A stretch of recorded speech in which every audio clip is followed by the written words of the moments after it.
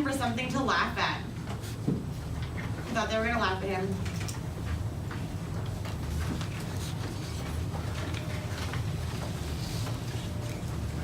Okay.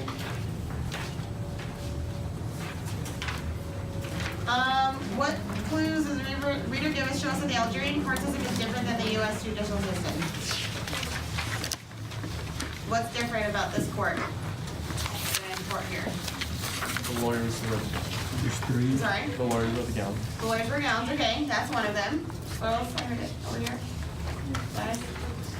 You say there were 3 judges? Yeah. There were 3 judges, good. Oh, shit. So what, Jacob, next time you're staying after with me. Or I'm gonna bring in a swear jar. It'll be $1 to swear. Alright.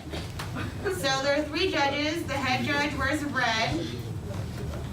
And the other 2 wear black, so that's different. As opposed to there being 1 judge here in the United States. And, but other than that, it's pretty similar. The 2 different judges or lawyers each like give their statements, they examine the witnesses, but there are 3 judges. So instead of 1 person deciding your fate, there are 3. So that actually could be kind of good, unless all of them hate you. That could be bad. Anybody do you have your hand up? No. You're sure you? Okay. Okie dokie. Number 3. Who are the 8 witnesses that will testify at Marcel's trial? Marie. I'll just read it. Make sure you have them all. The director of the caretaker at Marengo, the retirement home. Thomas Perez. Solomon. Raymond. The guy from Jacob. Patience. That's on great. Thank you. Nasson. Solomano. Celeste. Marie. Is that all of them? The caretaker, the director, Tomas Perez, Raymond, Masson, Solomano, Marie, and Celeste. Okay. Number 4. A previous incident occurred between the caretaker and Marcel, which is briefly discussed during the trial. This leads to Camus' title of the novel. What is the incident? The caretaker offered him a coffee while he was next to his mom. Okay, a coffee and a cigarette. Good. So, and how does that, what does the lawyer say? The lawyer says something about that leads to the title. There's a line from the novel. Did anyone catch it?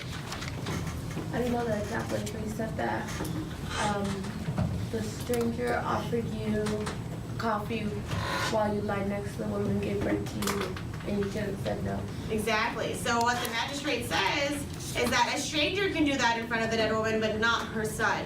So the fact that, because Marcel is saying, well, like, he had coffee and cigarettes too, we both did the same exact thing during this vigil, but the magistrate is saying, the lawyer is saying, like, well, he's a stranger to the lake. It's okay for a stranger to do that in front of a woman, but that's your mother. Like, there's no way that you should have smoked and had coffee during your mother's vigil. Like, that is a no-no. And because of that, they judge his entire character off of how he acted during his mother's funeral. So, like, the moral of the story is you never know when the things you're doing are going to come back to bite you. He had no idea that having a cup of coffee and a cigarette at his mom's funeral would have such bearing on a criminal case that he ended up becoming involved in. So, I mean, although Marcel is very apathetic, he kind of learns the hard way that his apathy might lead to him to trouble. We don't know that yet. All right, number 5. When Celeste, the fourth witness, is called to testify, how does he show support for Marcel? What does Celeste blame the incident on? Bad luck. Bad luck and chance. Yep. Yeah, he says Marcel is a man. I remember Kobe had said something about toxic masculinity, right? Yeah. So there's Celeste saying that. He's a man. This is what men do. Men fight.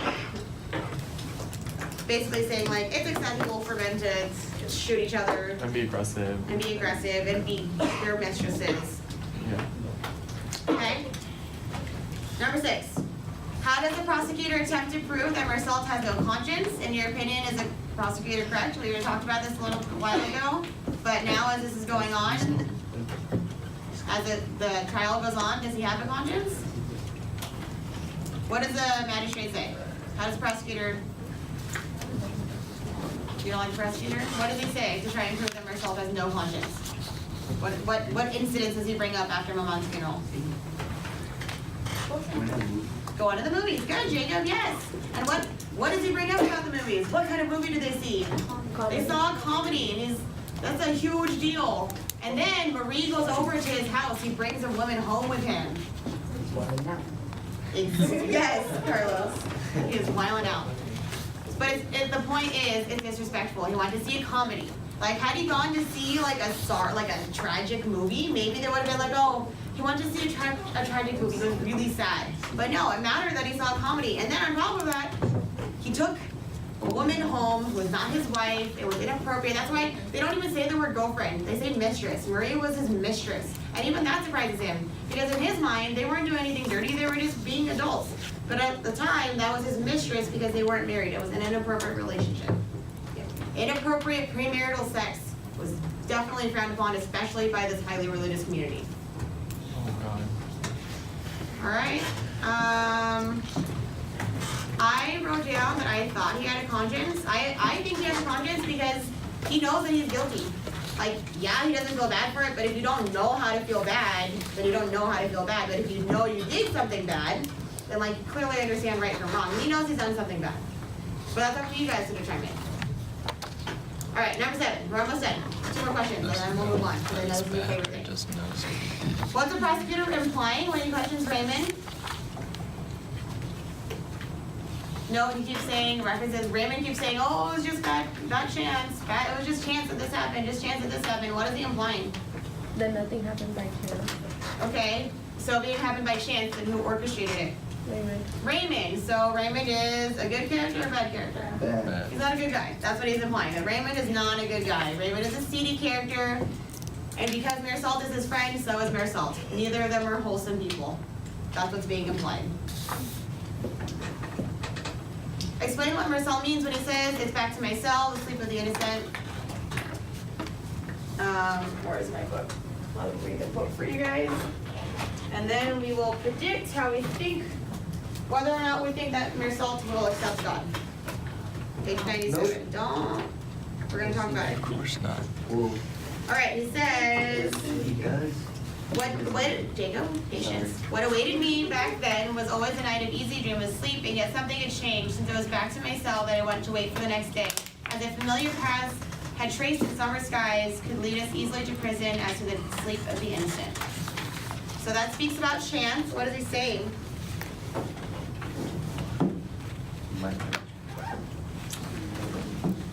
No, not that he might have a chance. The chances have all been taken, and they ended up poorly. Did anyone get this? So what I took from this was that he could have just as easily not pulled the trigger, and then he'd still be innocent. So, like, in his mind, it was chance that, like, everyone keeps saying it's chance, everyone keeps saying it's chance, so let's keep saying it's chance. And to Marisol, it was just by chance that the sun glinted off the blade and into his eyes that he pulled the trigger the first time. The first time was by chance in Marisol's mind. The rest of them he did on purpose. So that's, Marisol has a conscience because I feel like he didn't necessarily mean to pull the trigger. He just felt like drunk with the sun, and then it happened, and then he's like, well, I did it. He's taking responsibility for that action, even though he knows that he's going to go to prison for it. But he doesn't feel bad because he didn't do it on purpose, I don't think. And it wasn't premeditated. He says that. He didn't go to the stream to shoot the Arab. He was getting away from the women and their feelings because they were upset that Raymond had his mouth cut. So he's like, well, why don't you get away from the women? And as he's walking toward the beach, the sun is making him drunk, and then he gets there, and the Arab's there, and he glints the sun in his eyes, and before I know it, Marisol's in prison. These crazy series of events that are happening, and Marisol had no control over anything except himself, and he couldn't control himself. So, I want you guys to discuss with your table really quickly for about 2 minutes whether you think Marisol has a conscience, whether you think he's responsible for this, and then whether you think he's going to accept God. Because there's going to be a chaplain that comes in the last chapter to try and get him to repent so he can have eternal life that the chaplain believes exists. And then, but will Marisol do it? So spend 5 minutes. I want to have one person from each table. I just want you to tell me what you guys said. So pick someone to share with the class about what you guys discussed. Decide whether or not he has a conscience, and then decide whether or not he's going to accept God. So at 10:53, I'm gonna ask you guys to share. Well, I don't think he's gonna accept God because he's so like, I think he's too far gone, I guess you could say. Like he's just too much on the I don't care side to even try.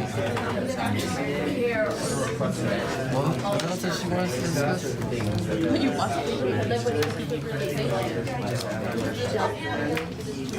Does he have a conscience? Like, I don't know if he knows that it's bad. I think it's more like he knows what he did and he knows that there are consequences for it. I don't know if he knows that it's like a bad thing or he doesn't. I don't think he believes in good or bad. I think he just believes in what it is and what it isn't.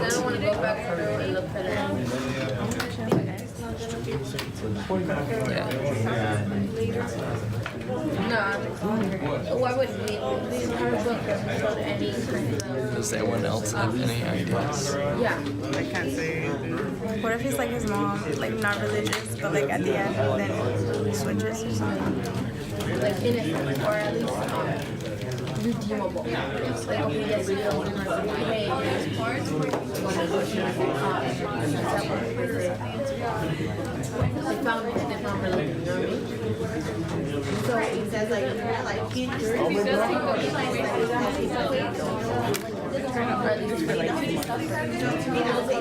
but yeah,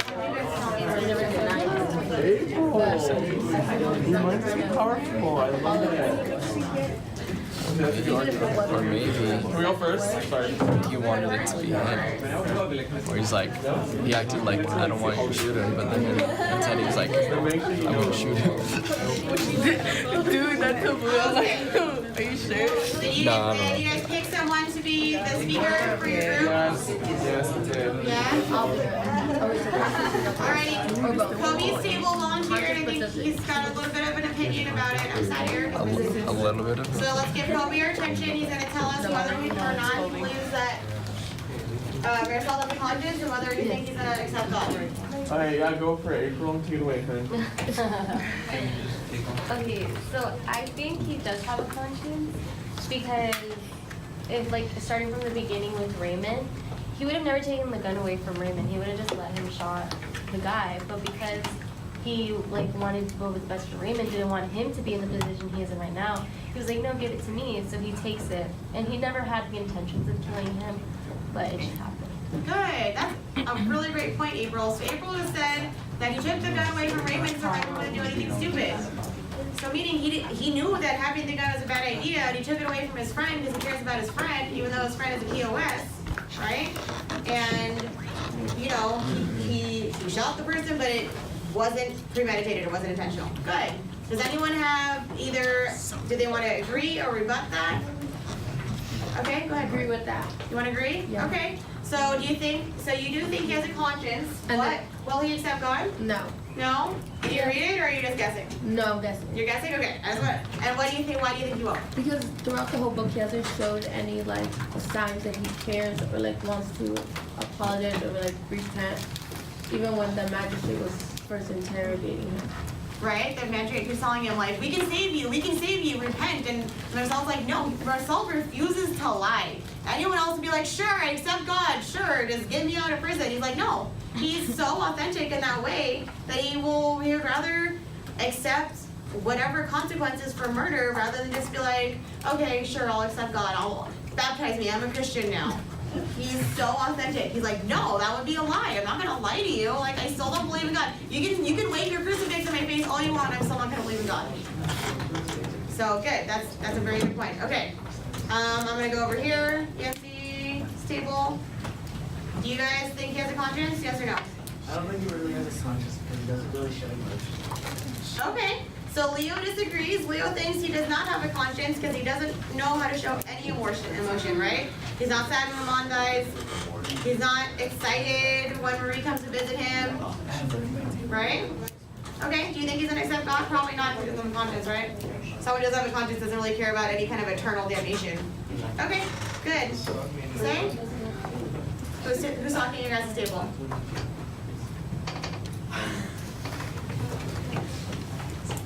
Hold on, I'm just gonna go in order so I don't forget anyone. Leo, I know you've read it. What do you think? Does he have a conscience? Not really. No, he doesn't have one? You agree with Leo? Okay.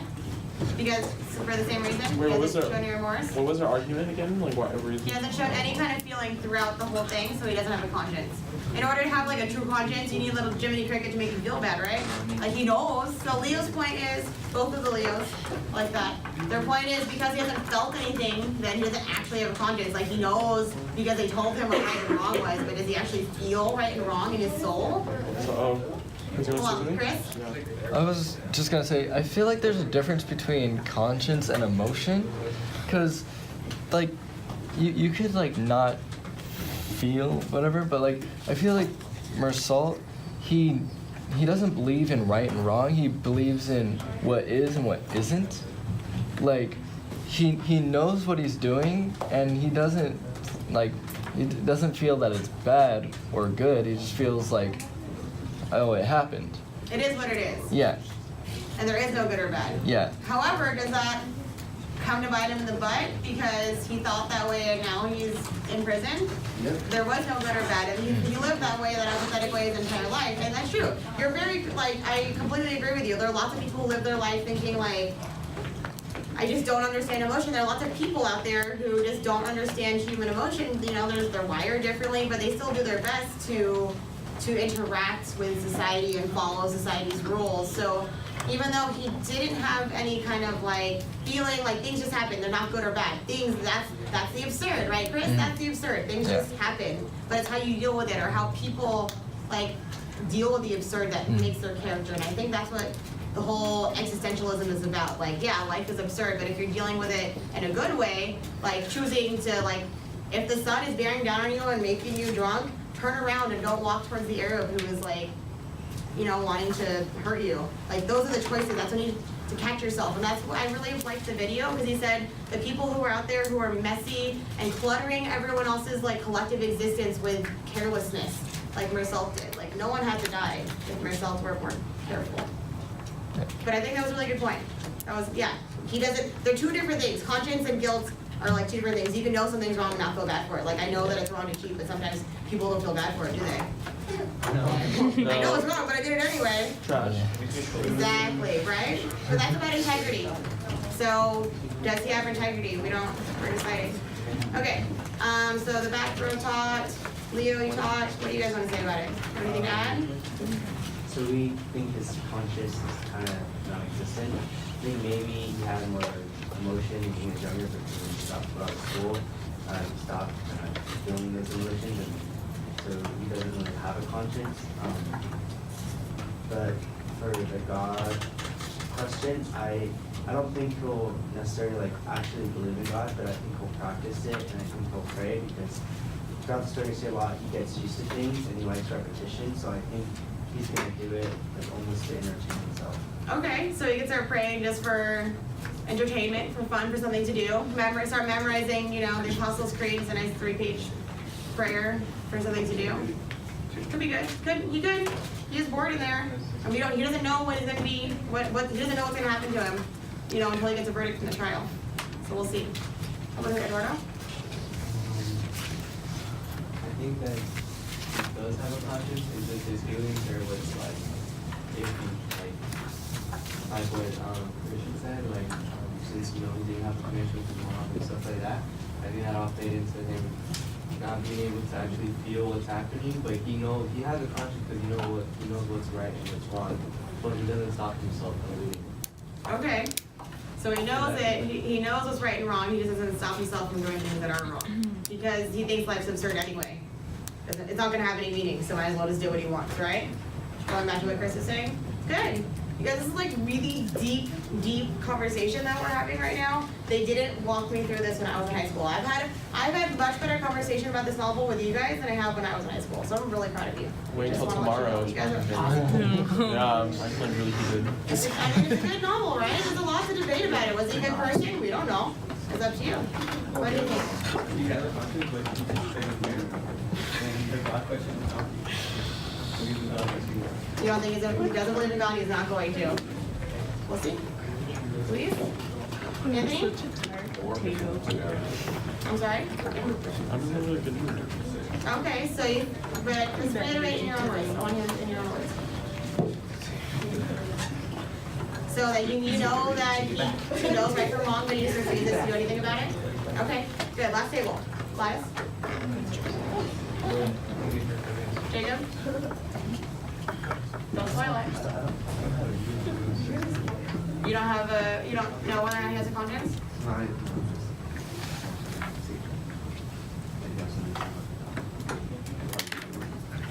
Carlos, what do you think? Does he have a conscience? No, he doesn't. He just doesn't. He DDAS, right? Yep, that's the epitome of Marisol for most of the novel. DDAS.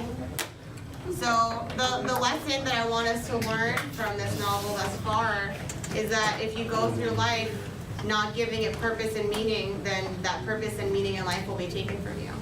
That's kind of like what I've been wanting. That's the point. That's why I chose it. Like, also, yeah, he's a really interesting character, but also, if you're gonna go through life apathetically, and I know I did that. It took me 7 years to get my associate's degree. If you go through life apathetically, you're not gonna get the return. You gotta put things into life to get things out. You gotta make the meaning. Good job, guys. All right, hold on to these for